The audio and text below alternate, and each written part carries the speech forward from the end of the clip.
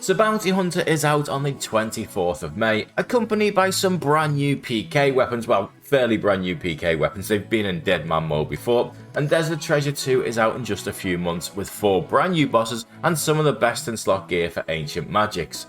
It won't surprise anyone at all when I say the price of combat supplies and gear will probably go up soon, but inevitably with any update the price of some items always goes down too.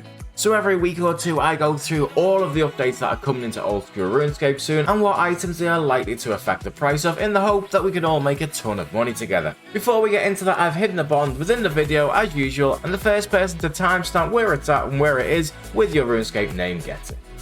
I mentioned prayer potions in the last video and they have just started to increase in price slightly in anticipation of upcoming combat updates, and these are a very good example of what generally happens to all of these items just before a big update. Tombs of Musket was released on the 24th of August, and by then prayer potions had gone up by about 50% from 8,000 GP each to 12,000.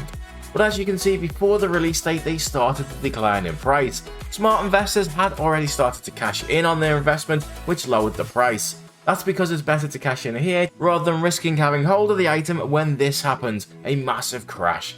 And this crash sometimes even happens before the big update, if enough investors start selling, and it's something that you just need to be aware of. As you can see, this happened with the Wilderness Boss rework, which was released on the 25th of May, but almost 2 weeks earlier prayer potions started to crash. The size of the update also affects the price, which is why prayer potions were higher for Tombs of Musket than they were for the Wilderness Boss rework.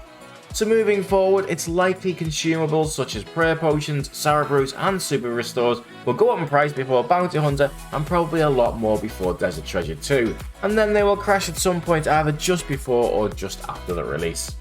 All PK supplies are also likely to rise just before Bounty Hunter is released too, but there is one item in particular I just think is a fantastic investment right now. It's still around 3 months away until this update. As part of Desert Treasure 2, Ancient Scepters will be upgradable to 4 different weapons. The Blood, Ice, Smoke and Shadow Scepters are all created by adding a new item to an Ancient Scepter.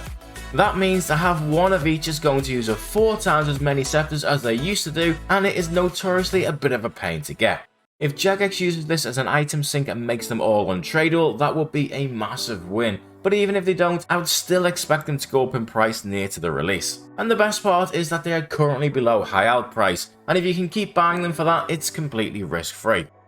There's also been Game Jam recently where Jagex pitched certain ideas to us to see if we liked them. These are not definitely gonna go and happen, so come with a lot more risk, but you can occasionally find an absolute gem amongst these. I've gone through all the ones that I can see that have some potential, and these are the ones that stand out to me.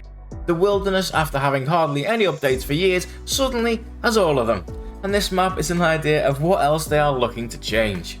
One suggestion is to increase the amount of Laren's keys from Wilderness Slayer, which if it goes ahead will probably lower the price of them, although not by much.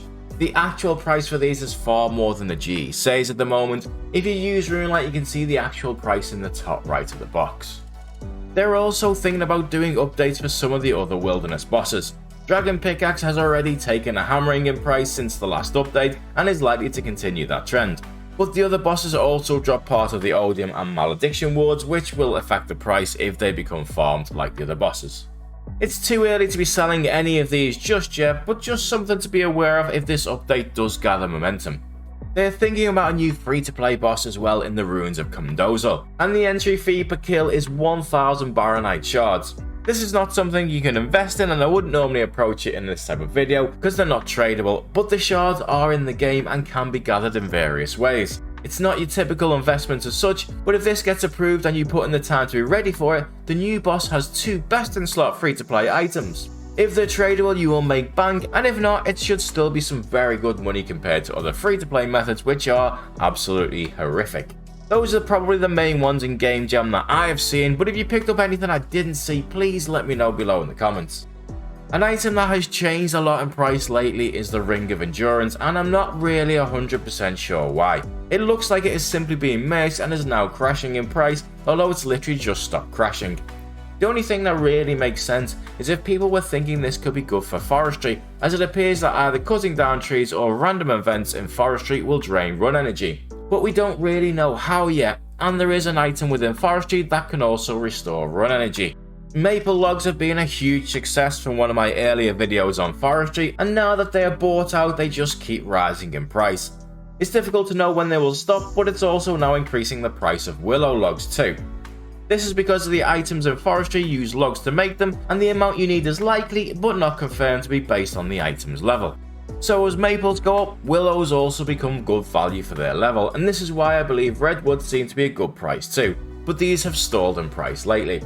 This is also making managing miscellanea very profitable right now, as you still get the bird's nest and seeds, but now you're starting to get a lot more for the wood. Another huge mover last time was the Tubebac Shadow, which had a huge crash because of panic selling over the new Desert Treasure 2 gear. This has now stabilised as expected and is almost back to its previous level, but expect this to be the most volatile item in Oldskool Runescape for the next few months. It is still probably the best weapon in the entire game, with new bosses coming out soon which is trying to drive the price up, but Tombs of a Musket is farmed like crazy and people are worried about the impact of new mage gear which only works on ancients, trying to drive the price down. This means it's likely to have huge spikes both up and down and be incredibly difficult to predict for the next few months. The Scythe has also had a massive jump in price. Now don't forget that with the 4 new bosses out in a few months, a few weapons will be best in slot for those and they're likely to increase in price. But Jagex are keeping this close to the chest. However, Mod Ed decided to have a little bit of fun here. Are there any plans on looking at buffs or more content for the Scythe? As it is, it feels useless compared to the Shadow or T-Bow. Well, I mean, if there were, we wouldn't tell you right now because, I mean... I love extreme statements like that. It's like, useless.